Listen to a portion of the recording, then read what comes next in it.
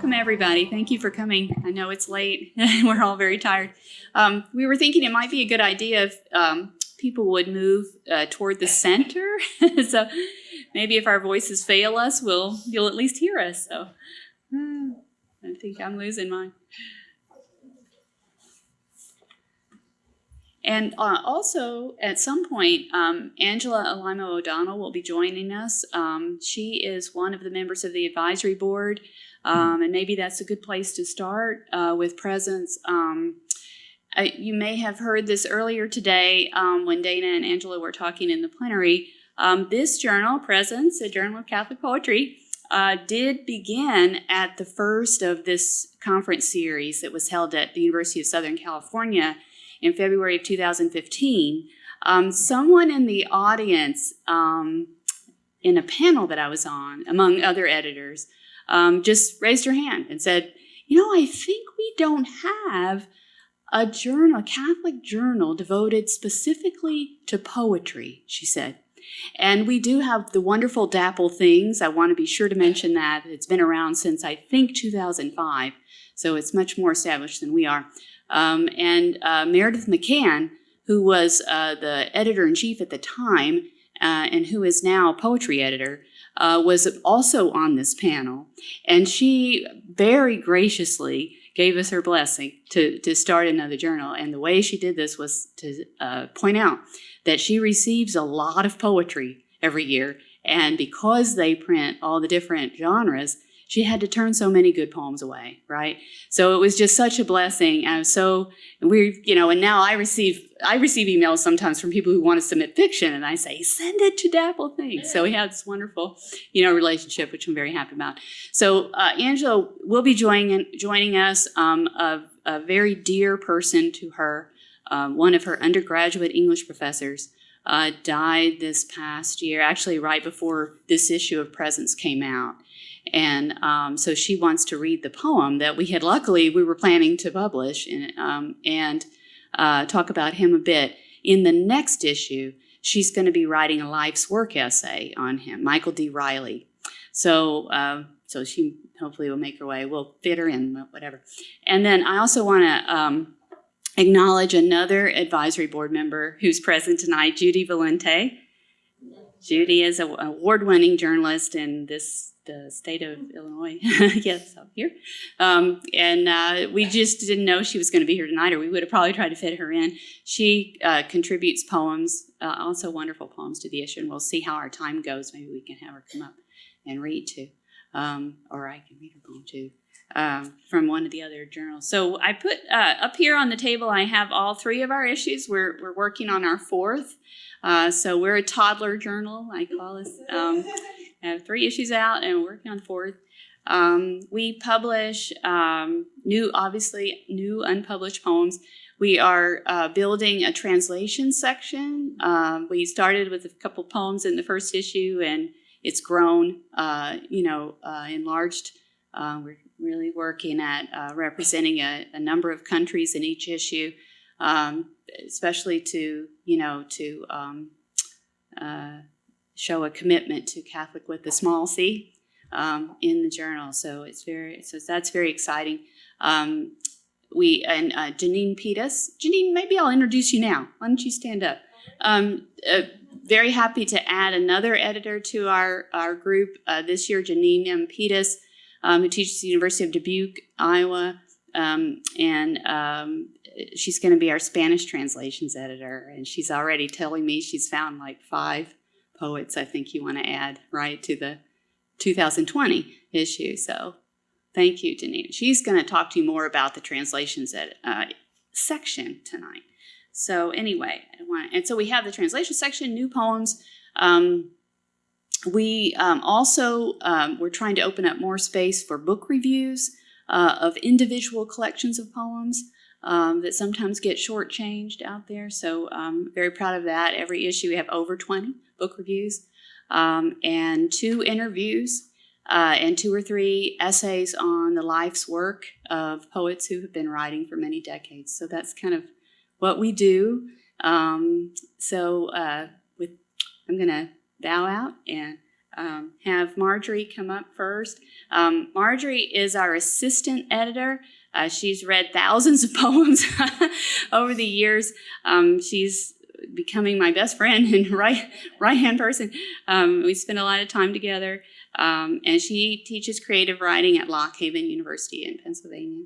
And she's going to talk to us about, one thing I did want to point out that I'm very happy about that's happening with the journal is each time we have a call, we kind of sit back and we sort of say, how are people viewing us? What are they sending us?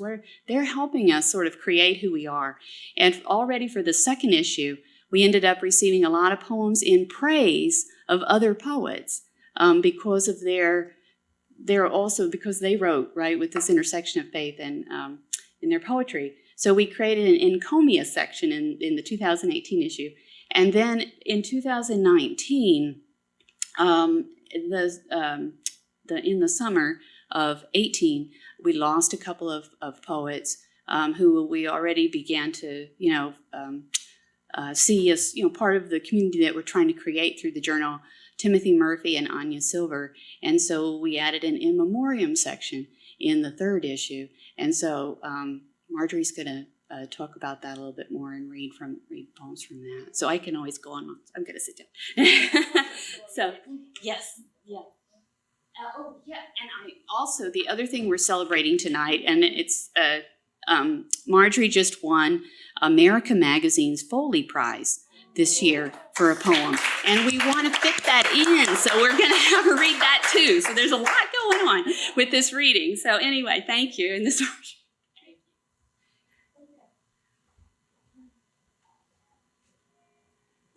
There's a big cord here, so I'm going to kind of troops over it a little bit. Okay.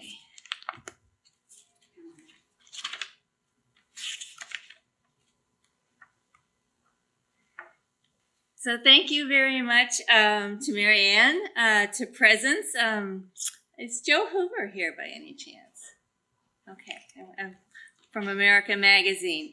So I wanted to start by reading this poem that won the Foley Prize. And on one level, it was about the boys who were trapped in Thailand in the cave, the soccer team. And you all remember that, right? We were all kind of glued, at least I was glued to my television set. And people all over the world were kind of praying. And I think I felt very attached to these prayers because I was so worried about these boys. And I kind of felt the grief of their parents, the worry of their parents. So on one level, that's what this poem is about. On another level, it's about how many of us worry about our children. And my daughter struggles with depression, so I had also been very kind of worried about her. And a friend of mine who happened to be a priest in another country prays for her all the time. And he prays what I call the boulder poem. He prays that this boulder will be moved away and she will be able to come out into the light. And so that image somehow connected in my mind with this soccer team and the prayers of, the idea of it takes a village, of all these prayers for our children. So that's how this poem came to be. So this poem is entitled Arise. July 2018, during the Thailand cave rescue. This is the prayer of all parents in whispers, in screams, in the near silent gasp, sinking to groan outside the dark cave of the dead and the maybe gone. Who can tell what the gruesome air is chewing?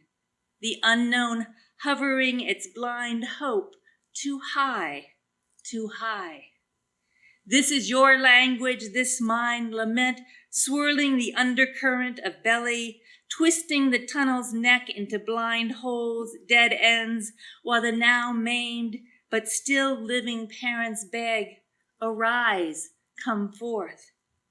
Come forth, the doctor, priest, I don't know, commands my child, who has barricaded herself behind boulders of her own making, too large, too large, she cries when the divers swim under, around, instruct her to breathe more deeply the length of her own labyrinth that turns now into stones, not thrown but shouldered by the belief of swimmers, by the petitions of ancients, by the precise calculations of strangers, marking the thin space between supplications, rising daily in a common language of grief or relief, swallowed again and again in the narrow cavern of waiting, someone else's words bobbing steadily in the dark night of the cold,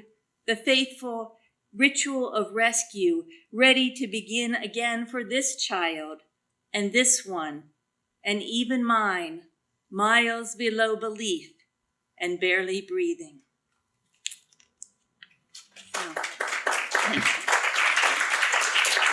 So I was very fortunate to correspond with Mary Ann when she was editing a special issue for Adana on women and spirituality. So we kind of started this email correspondence, and I sent her some poems for the first issue of Presence, and then eventually I kind of came on board and continued on. But this is the poem from the very first issue of Presence, and you'll notice that the epigraph is from 1998, but it could have been written this past year, I think, too. 54%. And the epigraph, think the president's moral standards are the same as the average married man's, 1998 CNN poll. Not you, of course, but the neighbor, the ex-spouse, the mailman, the PTA director, the ex-Marine, the exotic dancer, the accountant on the corner with 2.5 kids, the extra, hear all about it, internal disintegration, that is, sin, as in biblical, as in one more of the 10, everything averages out, a little leaven, extramarital, extracurricular, extraordinarily average, just a common man, indelibly branded with Adam. So I've been honored to be one of the poetry editors since the second issue, and I wanted to we've just kind of grown. I think last issue we had 400 different poets submit poems, and some fantastic poets submitting. So I wanted to read a little bit about my statement on the Presence page. So this is kind of my philosophy of some of the things we're looking for. Poetry leads to discovery, prompting us to face ourselves, others, and the world around us. The poet has the potential to become that voice crying in the wilderness, prepare ye the way of the Lord. And yet, similar to a powerful painting or a piece of music, poetry can't be paraphrased or condensed. It must be experienced, as we all know. The words need to become, as Marianne Morse argued, imaginary gardens with real toads, be it the gardens of Versailles, Eden, Gethsemane, or Babylon. So it is our hope, and it continues to be my hope, that the poems of Presence be such a garden, thick with words, lush with the everyday and the eternal. And so we're always on the lookout for poems of both prayer and penitence, poems of awe and adoration, but also poems of witness and interaction with what I see as this funny, diverse, beautiful, flawed, and quirky world. So I wanted to read one poem from this most recent issue. And this is by Richard Spillman, and it's called Finding God. Begin with lights that swim and whisper on the ceiling on moonless nights. Add breaths that creak, twitter, and sigh like a stridor of a sickly child. A painful crackling of skin, the blush of hands waking from winter numbness, and the perfume of loss, the otherness that bodies seek like deer coming to salt. Meld them into the brine of dawn that rankles every waking tongue.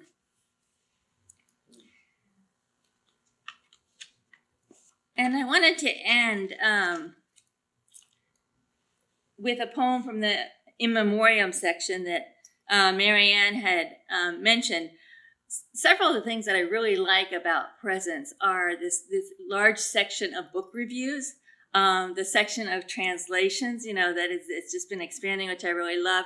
And then this kind of nice dedication to people that we've lost in a way to honor them.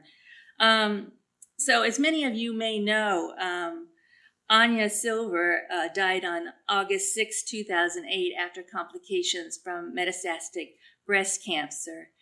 And she was a friend of mine. She's a friend of Mary Ann's, a friend of Susan's, and many others here. And I knew Anya primarily through her poetry, our correspondence, our having spent several kind of conferences together. But in just a few years, she really impacted my life quite a bit. And the last conference I was with her at was the Festival of Faith in Writing, and she did a panel on joy. So I wanted to show you this. The poem I'm going to read is based on this photograph, she was diagnosed when she was pregnant. And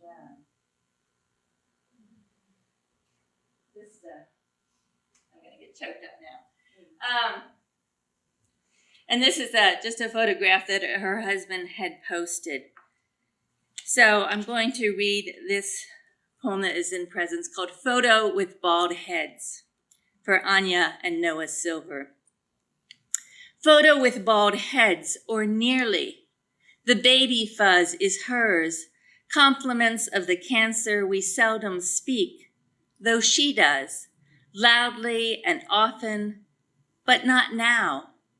Instead, on this matte finish, she calmly cradles the red-faced infant, his small mouth open, life from the still living, pulsing.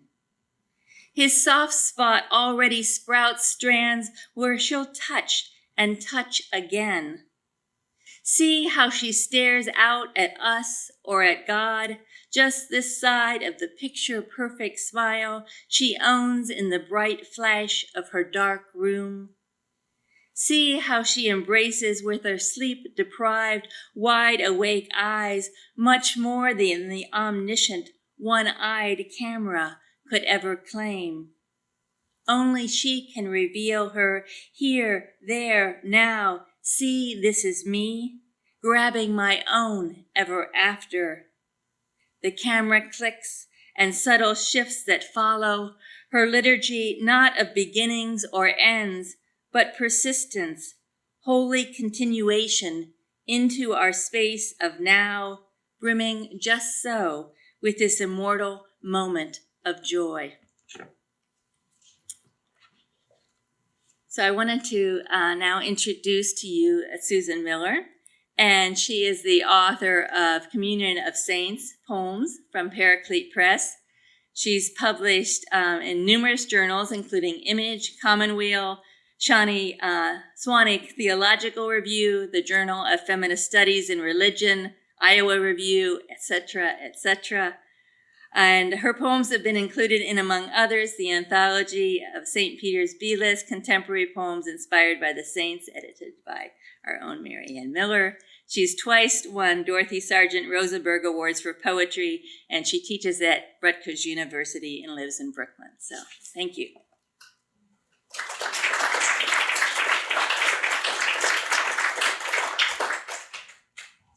Thank you, Marjorie. Can you guys hear me? Yeah. Great. Okay. So I'm actually here to present the In Memoriam section of the magazine, which I have come to think of as the section that I write a poem for every year, because all my friends keep dying. It's been sort of a rough year for that. Anya died a little bit over a year ago. I had a good friend who was actually a consecrated virgin living in the world who died in very early March. And my teacher, Marie Ponceau, died at the age of 98 on July 5th this year. So that's kind of a bummer, but the nice thing about Presence is that we make a space for poems to honor the people who are part of our community. And who have impacted us as poets and as people. So I'm going to read a few of the poems from the In Memoriam section from last year, and then I'm actually going to read a poem for Marie Ponceau, which hopefully Marianne will like enough to publish this year. So we'll see about that. The first is for Timothy Murphy, who passed away also last year, and it's by Marianne Corbett. It's called Funeral Road Trip. The whole 4 hours to Fargo, our engine bucked and stuttered in bucketing rain, and we wondered if a poet's intercession would help a struggling car go. When heaven itself remembered the flash of his drunken passion, and yet we thought it answered. 3 booms, distantly muttered, the poet's clipped concision, but huge now, long now, largo. And here's another one for Timothy Murphy. This is by Rick Mullen. It's called Third Sancerre for Timothy Murphy. You were everything that's good and bad about sestinas, hunting, and Catholicism. Redolent of Scotch and balm of Gilead, transcendent, gay, and full of catechism. You conveyed, O murderer of birds, the heavy canine soul. King David's Psalms in Sullivan's English, protege of old Pen Warren, double-barreled Brahms, and cloistered forests were the things you told us over and again. In other words, purveyor of the kennel trunk, the sonnet. With its sonic turn, its orthodox and crusty bucket list. And you were on it, captured and released. O paradox of capture, choir of the eternal thirds.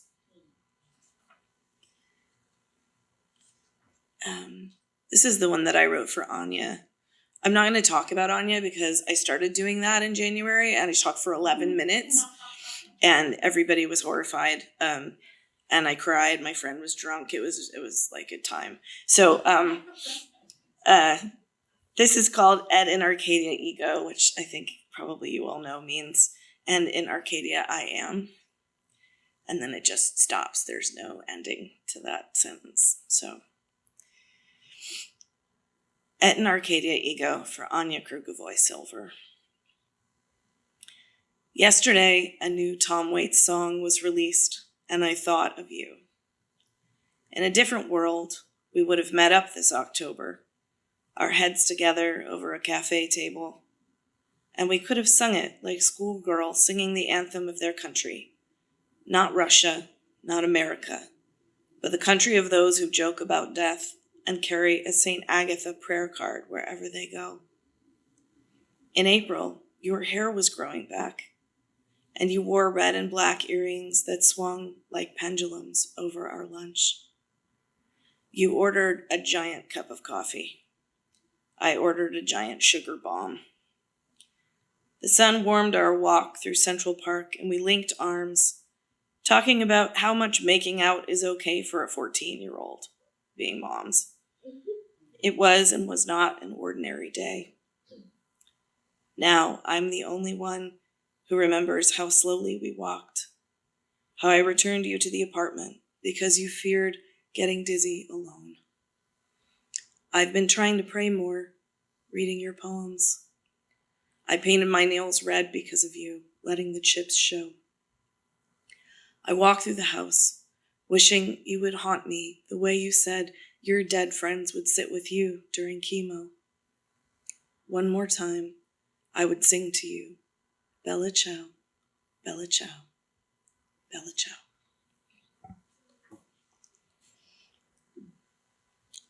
And now I'm going to do the thing that I hate doing, which is trying to read something off of a cell phone. Mostly because I need bifocals at this point, and I've started to make horrific mistakes in reading my students' papers when they print them very small. So this is for Marie Ponceau, age 98. She lived from 1921 to 2019. And in that time, she taught hundreds of students. She taught for many, many years at Queens College in New York. And after that, she started teaching at NYU, at Columbia, at Poets House, at the 92nd Street Y. She taught at Beijing International University. She taught so many people. And the thing about the way that Marie taught is that she made us observe each other's work instead of critique each other's work. And because of that, people actually ended up being friends after they were done with her workshops, instead of wanting to take large bite-sized chunks out of each other. So when she died, I was on an email list of people who sort of were routinely making a little anthology every year of poems to honor her. And so 54 people on this list got the email about her death, and suddenly I was like, my whole inbox was just choked with people wanting to talk about her. So this poem is called Compass Rose. It sort of refers to that. For years I have kept quiet, my words ships that never came in. I could feel them flogging my rib cage, racing for shore when I woke suddenly, but my throat closed. And all that time, you tried daily with pencil and paper, your tiny handwriting carving a channel, a practice of years, then decades, writing even beyond the loss of language. Yesterday, a flurry of letters, 54 people eulogizing you. Your blue eyes, your laugh and cough, that chorus. Still, I'm keeping my thoughts to myself, out of privacy or shock, I couldn't say. Mainmast, mainsail, mainstay. From my bird's eye maple box, I withdraw the heavy metal I have from you, the one you bought your mother in Paris, and place its weight against my sternum. There is so much I can't say now, but as you are not here to say it, in remembrance of you, I will begin. So, I get the joy of introducing Angela Alaimo O'Donnell, who's been introduced probably 8 times already since yesterday. And so these are the things that I know about Angela that people will not have told you. She is good at drinking cocktails late into the night and telling dirty secrets about Flannery O'Connor. She always wears high heels, and I don't know how she can stand it. And I think she bought no fewer than 5 dresses to wear to her son's wedding because she couldn't decide which one to wear. And I hope she has worn them all since then, everyone. Angela Alaimo O'Donnell.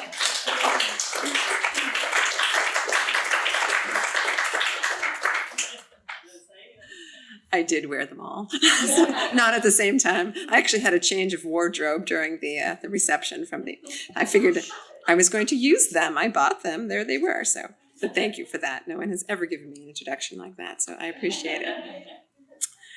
As has been said this evening, as many of you have noticed, this new edition of Presence, we lost several members of our community of Catholic poets in the past year. And one of those poets was Michael D. Riley, a person that I have known for many years. I have been blessed to have had Mike in my life since I was 18 years old, a freshman in college at Penn State University. I first knew him as a brilliant writing and literature teacher, and later as a generous fellow poet, and finally as a dear friend. He, in fact, is the godfather of my youngest son. When Mike passed away unexpectedly on February the 23rd, 2019, many people felt his loss personally, as did I. But those of us who may not have known him suffered a loss as well. The loss of a fine and distinctive voice, of a source of poetry that teaches us to look hard and closely at the world, especially its ugliness and brokenness, until it yields beauty and benediction. Mike's poems wrestle with the brokenness, like Jacob wrestling with the angel, because the poet knows that somehow, some way, God resides there as readily as in the beautiful. What is beauty, Mike once wrote, but hope in love with everything it finds? This describes so well the complicated love Mike felt for the world and expresses in his poems. Beauty is unnecessary and it is essential to life, gratuitous as a sand painting and practical as a nail. The poet's task, Riley reminds us, is to name and praise that beauty, quote, to chant the world, to learn the songs of blessing. And chant the world he did and does, filling the reader with hope and greeting us and all he finds with love. During his lifetime, Mike published 6 books of poems: Scrimshaw, Ashore Here, Players, Circling the Stones, Green Hills, and Ordinary Time. He published poems in many journals, and his poems were collected in several anthologies, including the Book of Irish American Poetry. He was, like many of us here, a tireless writer. He took pen and paper with him everywhere he went, constantly surveying and noticing the world with his poet's eye. During his last hours of consciousness, his wife, Anne, also a dear friend of ours, called me to ask a favor. Mike was very concerned that the book of poems he had finished and submitted to his publisher, Whip and Stock, would not make its way into the world if he were to die. And he knew he was dying. The book had been accepted, but it needed to be edited, formatted, and ushered into the world and looked after, as we all know our books need to be. A book without its maker is like a child without a parent. It doesn't stand a chance of surviving. And so Mike asked if I would see his book through. And this is so typical of Mike, to be on his deathbed and worry about his poems, whether they would flourish without him. He was totally dedicated to his art, and it was my privilege and honor to say yes, to set his mind at ease and to assure him that Pattern Evidence, his book, would be published and placed in the hands of readers. And thanks to the good people of Whip and Stock, I don't know if anybody from Whip and Stock is here this evening, but if you are, thank you so much, because they worked closely with me during the formatting and editing process. And this was a very unusual situation. Usually you're working with the author, not the author's friend. And we were able to have the book ready for this conference, an event that Mike was much looking forward to attending. So it does my heart good. I leapt today, actually, to have Mike's book in my hands and to see my friend's poems alive and well here, speaking to us. Yeah, it's beautiful. Very, very thrilled to see this. And even though he's gone, obviously, his voice still lives in these pages. And this, of course, is how we writers leave ourselves behind.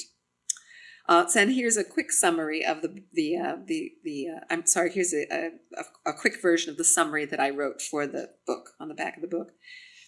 In Pattern Evidence, Michael D. Riley sifts through the evidence of ordinary life in search of the patterns that lend shape and meaning to our days. Like a forensic scientist in search of the telling clue, the poet scrutinizes his loves and his losses. And like a trial attorney in pursuit of the truth, he interrogates and cross-examines participants in his own pasts and in the drama of human existence.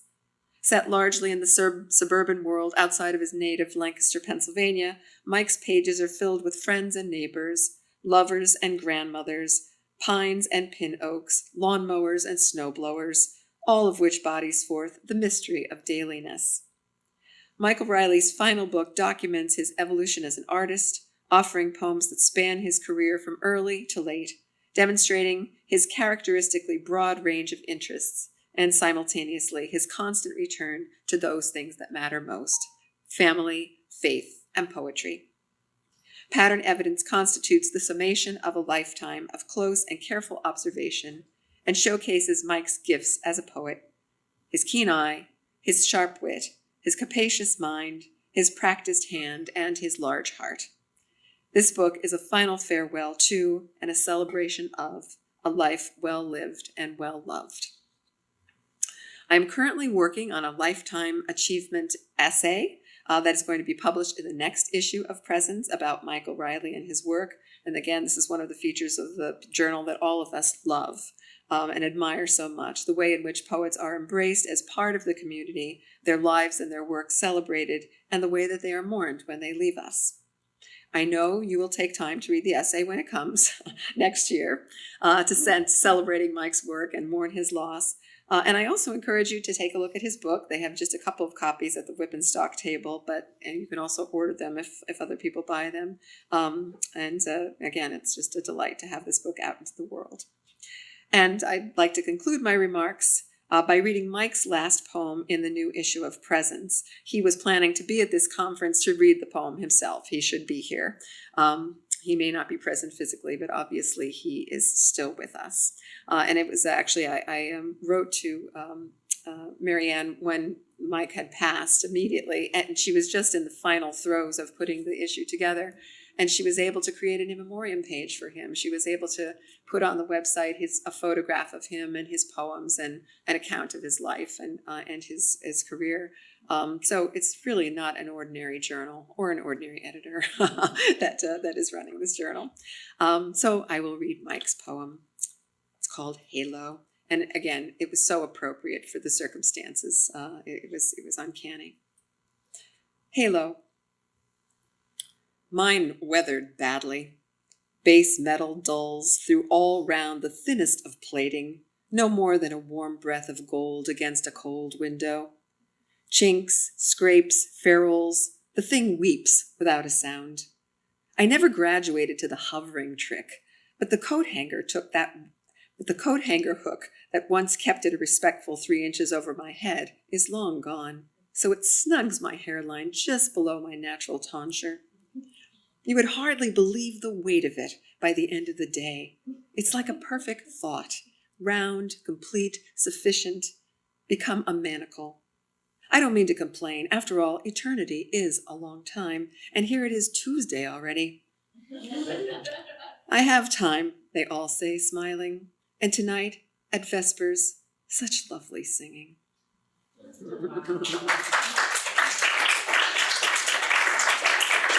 That's my teacher. And now I have the pleasure of introducing, who do I have the pleasure of introducing? Catherine. Okay. Kathleen. Thank you. I'm sorry. As you probably noticed, I was very rude in coming in late because I was talking to our director after the play. So I thought so. I thought your name tag said Marks. And oh, okay. Yes. Thank you. So I'm very pleased to introduce Kathleen Marks. She is Associate Professor and Interim Chair of Speech and English in the College of Professional Studies at St. John's University in New York City. She received her PhD at the University of Dallas in 2000 and has written several articles on classical and modern works of literature such as Homer's Odyssey, Virgil's Aeneid, and Toni Morrison's The Bluest Eye. Author of the book Toni Morrison's Beloved and the Apotropaic Imagination, University of Missouri Press, 2002, about the intersection between African American literature and ancient Greek religion. Kathleen lives in Queens, New York City, with her professor husband and high school-aged daughter. So please join me in welcoming Kathleen to the podium.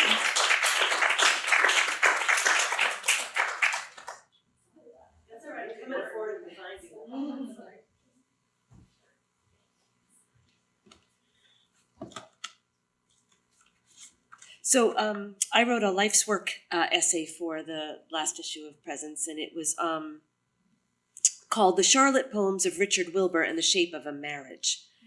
Richard Wilbur was actually Episcopalian, but his poetry has meant much to Catholics. And when he died in 2017 at age 96, alumni from the small Catholic college called Thomas More College, it's in New Hampshire, it's very small, from which I graduated some years ago, began to tell their memories.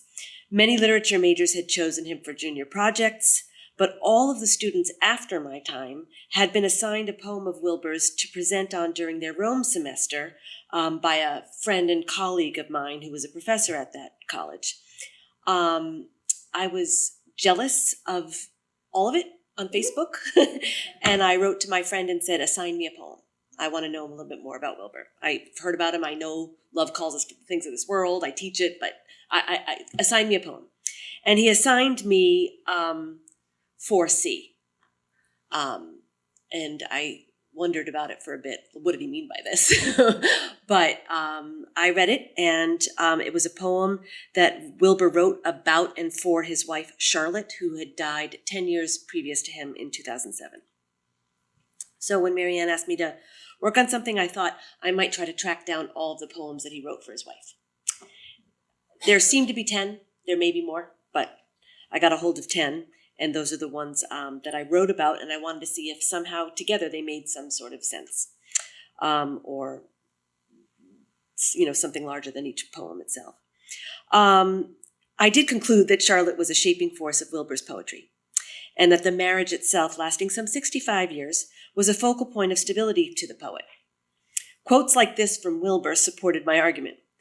He says, "I know that I would be capable of great disorder and emotional confusion if I were out of my wife's orbit. She really has greatly steadied me." Charlotte Ward had herself become, she had come from a very well-educated family, and her grandfather had been Robert Frost's first editor. And Robert Frost would become a great friend and mentor to Wilbur, though it was suspected that he liked Charlotte best. Charlotte was well-read and a good reader of Wilbur's poetry, and one of his poems for his wife is simply entitled The Reader. She also had a Penelopean cleverness. There was an incident during Wilbur's years as a cryptographer in World War II that has got an argument from two sides, one insisting that Wilbur had an affair, and the other saying there is no evidence except a photograph. Wilbur sent word of the existence of such a photo with a sexy-looking French fraile, as Charlotte called her in a letter to her husband, saying, "You must remember that I have great respect for your essential taste and great faith in our common love, so that whatever you did couldn't possibly touch the good ties that tie us irrevocably together." Affair or no, the idea that there could be these tensions that pull over against any sort of flatness, lending a full and rounded shape, often reflected in Edenic pairs and pear-shaped images throughout the Charlotte poems, follows him. One of my favorites of the poems written for Charlie, as she was called, is Piazza di Spagna, Early Morning, set in Rome, and wherein marriage means that he can see something she described to him as though directly. "I can't forget," he writes, "how she stood at the top of that long marble stair, amazed, and then with a sleepy pirouette, went dancing down to the fountain-quieted square." But Wilbur hadn't been there that evening. Charlie had spent a late night out with a male friend when Richard was too sick to tag along, and she returned with a happy tale of her adventures, which included drinking from 15 Roman fountains. Something maybe about the impersonal loneliness on his wife's face puts to his imagination that Charlie is not then a girl, but as it were a reverie of that place. And as a sort of frolic or daydream, she comes down the Spanish steps toward the Bernini boat-shaped fountain, as when a leaf, petal, or thin chip is drawn to the falls of a pool and, circling a moment above it, rides on over the lip, perfectly beautiful, perfectly ignorant of it. Here we get a sense of Charlie as drawn by forces other than her husband, and yet as one who comes back. His young but strong marriage is as a stay against confusion and anxiety, and Charlie figures as a center that holds and does not drop or sink.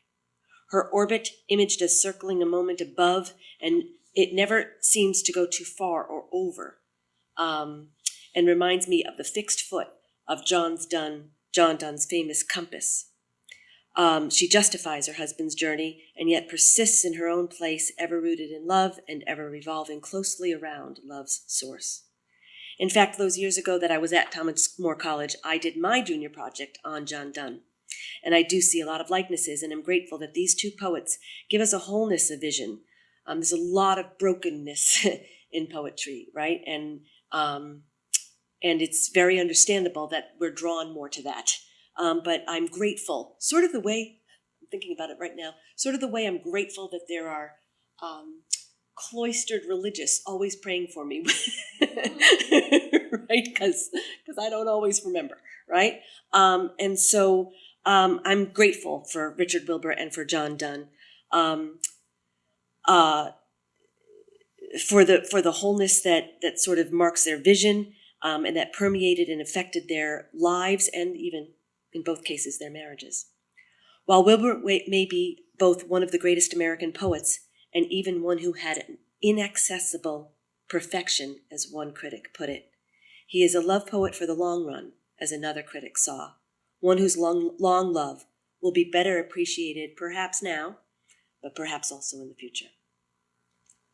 His greatest poem within the body of Charlotte poetry, hearkening back to his anthologized Love Calls Us to the Things of This World with its incarnational stance, is the one assigned to me by Professor Connell, my friend Paul, 4C.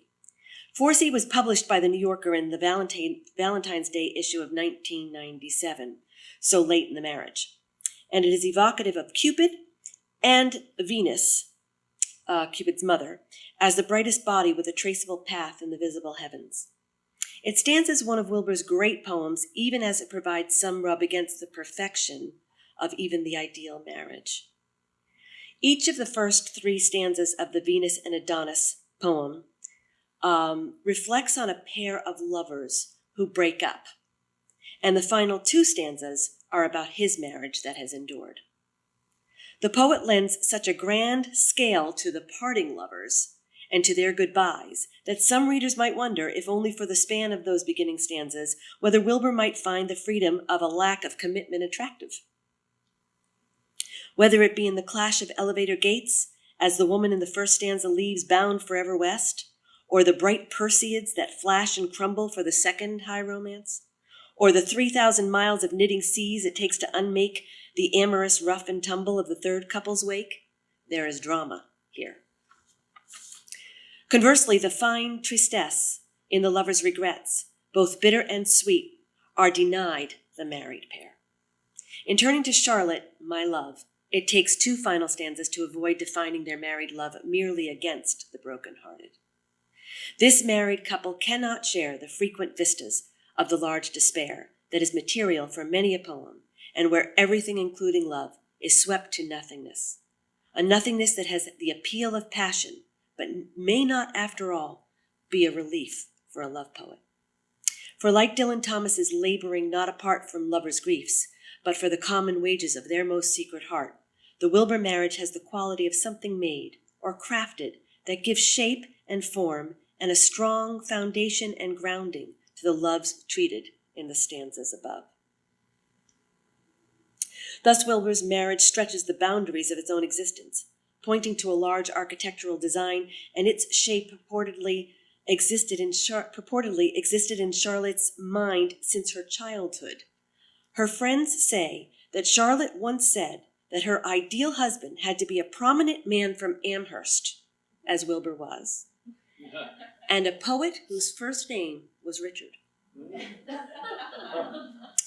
By its title 4C, as in 4C, I foresee this coming down the road, a word found elsewhere in his poetry, Wilbur seems to be honoring his wife's foresight and seeing that the scope of his lyrics springs from a deep and abiding love of the world in which Charlotte is herself and yet a Venusian muse. In this world, but not of it, measuring the trajectory of the poet's own vision. So I'll finish by reading that poem, only 4C, and then just end with one little quote from Wilbur about this poem. So 4C.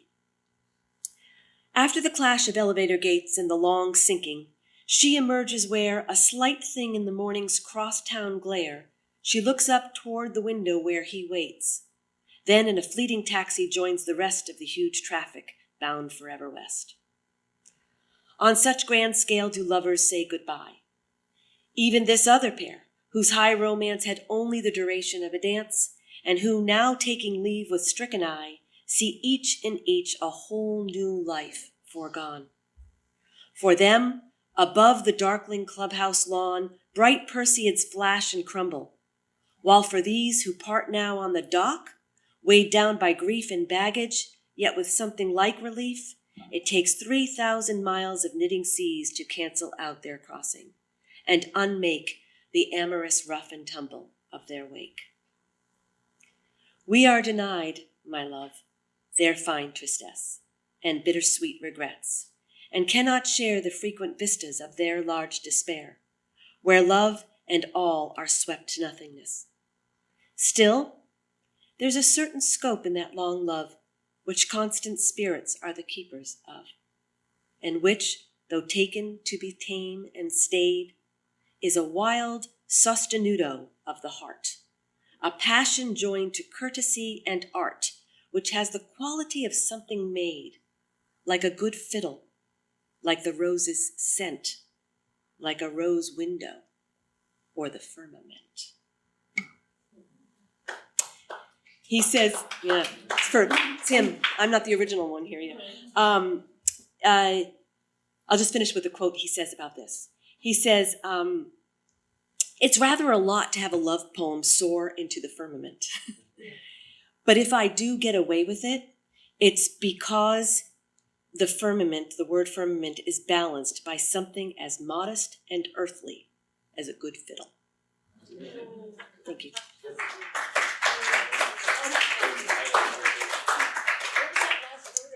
Fiddle. Oh, fiddle. Oh, okay.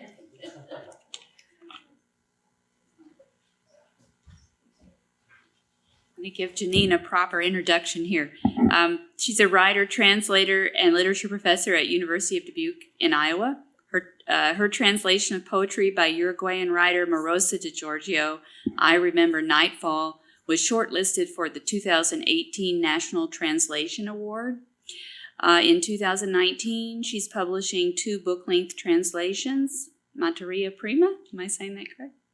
Yeah, Materia Prima. Materia Prima by Ugly Duckling Press, and by Uruguayan poet Amanda Berenguer. Yeah, and that was in as a team with 7 other people.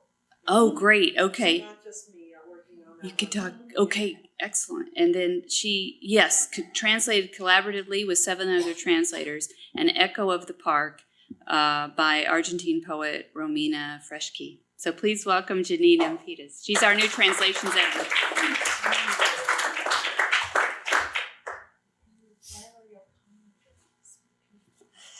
I didn't even know. I didn't even know about the peacock thing. Well, now I know, so it was serendipitous, I guess. Like a shipwreck, a televised series, a program watched again and again, like a chair, like a dog at midnight, like the way you're stripping me of my skin, and skin is infinite. We're alone. Arms, nails, emptiness. To die, I'd throw myself into the sea. To die, I'd throw myself into the air. I'd cover myself fully in dense and dark earth. I wouldn't be able to die. I'm not here, no. I walk in the shadows of another life. I hang from the anvils and the scaffolding. I become fire, vegetation, iron. Sometimes I get up at dawn to listen to the sirens of their voice, their proletarian day. Goodbye, thanks to the body, thanks to the gaze. Only the slap, the foam, only nakedness comes for me. I'm the earth, and I'm undoing myself. I come in through the windows. I call upon the doors of the houses. I watch the blood run and feel the earth turn with its jail cells, its mental hospitals, its bosses in their offices. Insurance policies are floating, letters where wives abandon husbands, leaves, angels. The newspapers denounce sedition, their sources confirmed. I see a murdered man. He's crying. His blood is filled with flies. His tortured blood rises up and fills the walls with roses. So that was to make sure you're still awake at almost 10 p.m. So a little bit of intense material for this late at night, I imagine. This is a poem by Selva Casal, a poet from Uruguay, who was born in 1930 and is still living and still writing every day, even though she's homebound and wheelchair bound and has Parkinson's disease. And I mean, most of her poetry is like this, and you probably wouldn't expect that when you meet this very delightful grandmotherly lady who would give you tea and cake as she has to me the 2 times I've had the honor of being in her home. And she published this poem and several others in 1974 in a book called We Do Not Live in Vain. It was a denunciation of the government at the time in Uruguay, which was, as in most of Latin America at that time, was under a dictatorship. So that's a translation I did in this last issue of Presence. But I'm so delighted to see how the entire translation section under the leadership of Gregory Orfalea has really developed and expanded. I think the very first year there was only 1 translated poem, and now there's 2. Okay, 2. Only 2. All right, we had 2, but now we have a really just a lot of growth in the area. So if you look at the journal, if you have it, we see poets from Syria, Syrian refugees, classic Japanese poetry, 20th century poetry from Japanese internment camps in this country, a poet from Cuba, Rafael Alcides, and Daniel Harms from Russia, and also some Rainer Maria Rilke and some adaptations and original pieces inspired by other authors. So there's quite an expansion in this section. I will read one of the Syrian poets. Here's one. This one is by, I'm not good at pronouncing Arabic names, but Wael al-Nasir from Syria. So this is called A Door That Does Not Slap. When a strange door slaps you, you stop for a moment, feel the place where you were slapped without daring a return slap, and you move on, lugging the stranger's abuse. The act repeats, to stop again, to feel the smarting, and move on to another door and another slap, and so on and so forth, until a country with doors that don't slap strangers takes you in. So this was co-translated by Sharif S. El Musa and Gregory Orfalea. The Japanese poetry, both the classical and the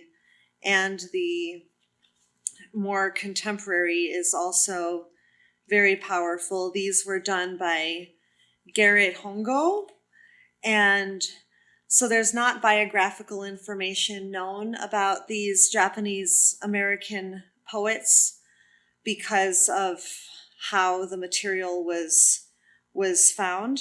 The source is given that Hongo used. He used a book called Poets Behind Barbed Wire, edited and translated by Jiro Nakano and Kei Nakano in 1983. The original poems appeared in Camp Magazine's Letters or Other Ephemeral Places. So by one, and again, I'm sure I'm mispronouncing the name, but Muin Ozaki. To the faces of my children sleeping, I will not say goodbye, nor will I forget, taken prisoner by the furious on this dark night of endless rain. The number 111, a nameless wretch of fear, carved in red paint on my naked chest. I look around at the darkness without stars, my new home near the volcano, and hear a voice I know. And so that just gives you a taste of some of the material. It's not all so dark and gloomy, I guess. I'm more drawn to that sensibility. That's just kind of my personal aesthetic.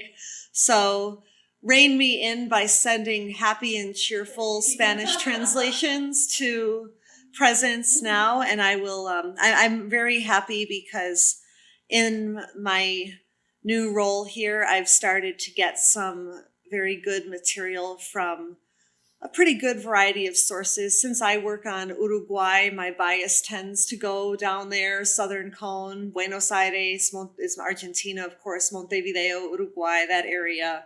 So, I mean, I'm interested in work from the entire Spanish-speaking world. So send me your best work or your students.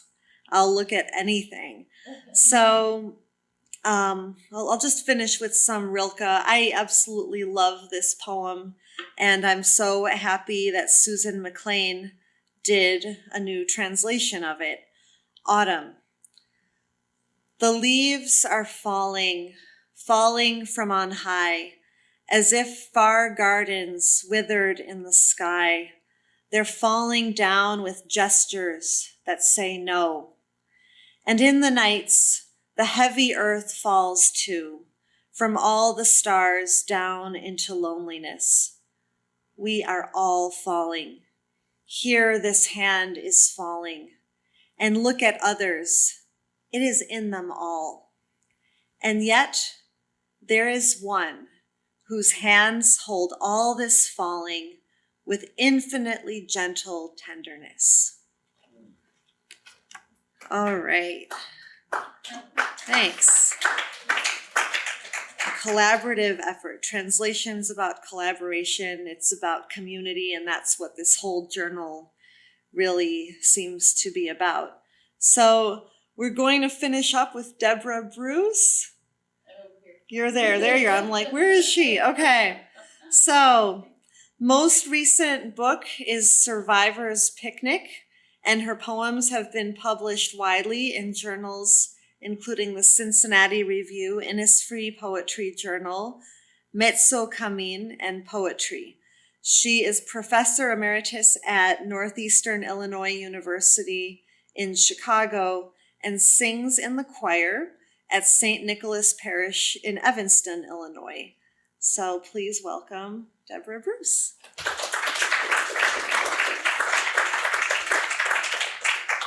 Thank you. I'm really blown away by this whole gathering. I sort of stumbled into Presence. I don't even remember how. And I thought, oh, I have a poem about an experience from a Catholic childhood. I think I'll send that in. So it's really been just quite an experience to be here today, and especially this evening, to listen to these readings and just to get a sense of this as a community. And I love the In Memoriam poems and just that whole idea of having that section, and it's just really been great. And I very much like the magazine, and there's a lot of variety in it, which is part of what I like about it. And as I read through it, I thought, well, what does it mean to be a Catholic writer? It means a lot of different things, and it's a pretty small C definition, as has already been alluded to this evening. And I've just picked out a couple of poems, just two small poems to read, and then my own poem. I know it's very late and you're all very tired and dying to go drink. So I have a poem here by Barbara Crooker, who I know a lot of you know her. Barbara's a wonderful poet, and this is a little poem about a statue, a Petite Marie, or Petite Marie, a statue that she stumbled upon in France in a little town called Avouillard. Petite Marie, full of grace, you stand in the midst of a harvested field, stubble at your feet. Holy Mother, glazed in ceramic, your robes are the same blue-green of Lot-et-Garonne, the colors of shutters and doors. Your bare feet rest on a stone. Behind you, sunlight dips the leaves in precious metals, copper and bronze. Your eyes are cast down, hands folded, lips closed. Nearby, in a neighboring tillage, someone in a sunlit vineyard is turning the blood of ordinary grapes into wine. That's one kind of Catholic poem. Beautiful poem. And this is a poem by a sister, a nun, and my poem is about a nun, so I thought that they made a nice pair. This is Sister Ann Higgins. I've never met her, but I know she's around. And it's a little triolet. It's in a form, and one of the things I liked about the magazine very much is that I love to write in form. My poem is a sonnet. But there were some formal poems, but not that many. There were free verse poems and a whole range of just approaches to Catholicism and so on. So it really had a lot of variety, I thought. So this is a really tiny little poem, a triolet based on repetition of 2 lines. The End of Daylight Savings Time by Sister Ann Higgins. Random scatter in the paling sky. This All Souls evening dusk arrives at 5. Each fall, the convent graveyard makes me cry. Random scatter in the paling sky. The calm before November's migrants fly. By next week, early dark and cold will drive random scatter in the paling sky.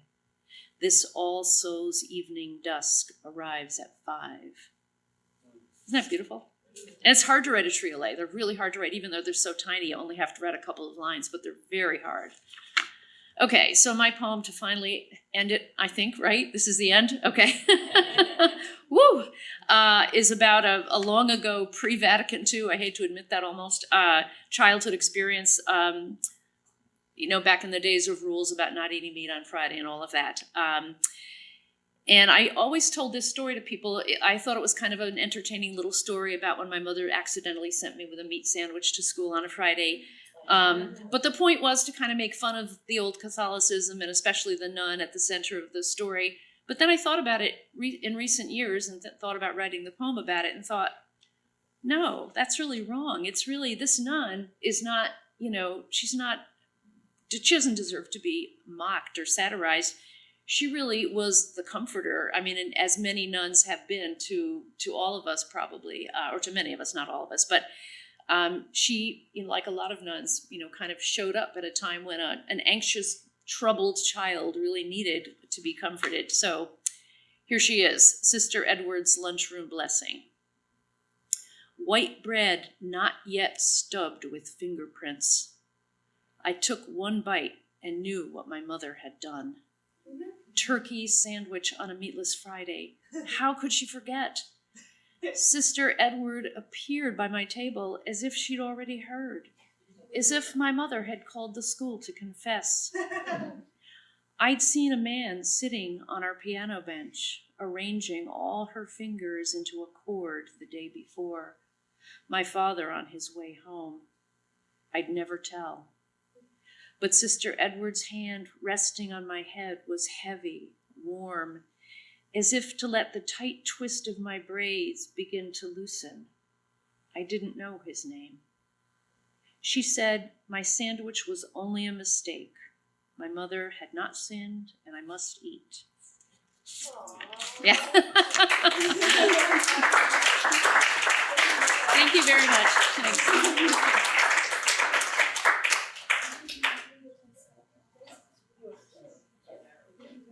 I do want to have Judy Blunt. We love this poem, and we're ending on a good, happy note, and funny note, and we love it. So it's in this one, right? Yes. I'm done. Well, you're very kind to call me up, and it's been a great evening and a good way to end this first full day of the conference. So we'll end with a poem called "A Place Called Trouble," which Marianne kindly nominated for a Pushcart Prize. And as I earned my living for many years as a journalist, I just left the NPR affiliate here in Illinois just a few months ago to devote myself fully to writing. And this is a story I heard on NPR. It's on This American Life. It's what the poem is based on.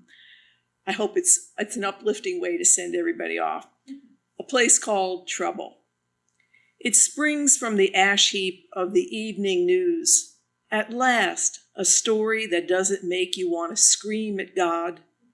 A story of this American life, about a woman from San Francisco's China Beach, given to headscarves, tattered jeans, tattoos, called Giulietta Carielli, a name that sounds like poetry, who opens a cafe she calls The Trouble to honor the people who helped her when she was in trouble, which was most of her life. A place the size of a one-car garage, formerly a front for cooking crystal methamphetamine, a cafe that offers only coffee, grapefruit juice, coconuts, and toast. Coconuts cut in half and served with a straw and spoon because that was the only food Julieta could eat that didn't taste like poison when she experienced one of her psychoaffective episodes and couldn't stand the sound of her own chewing. And because, she tells the sweet-throated NPR interviewer, people stop to talk to you when you're eating a coconut. She's tested her theory sitting outside her cafe, one day eating an egg salad sandwich, the next a half moon of coconut. She's tested her, I read that. The grapefruit juice is for the vitamin C because Julieta says you can live for months on just coconuts and grapefruit juice. She knows. She's tried it. And this is where it gets really interesting, the toast. Toast makes you feel safe, Julieta says. Nobody gets mad at toast. I'm listening to this on the car radio in a conga line of traffic, driving home from Chicago to a town I love called Normal, to a man who's prepared a meal for me of fish, potatoes, green beans, and bread, not toast. A meal, I imagine, tastes like the entire menu at The Trouble, like Sanctuary or Second Chances. Thank you and good evening.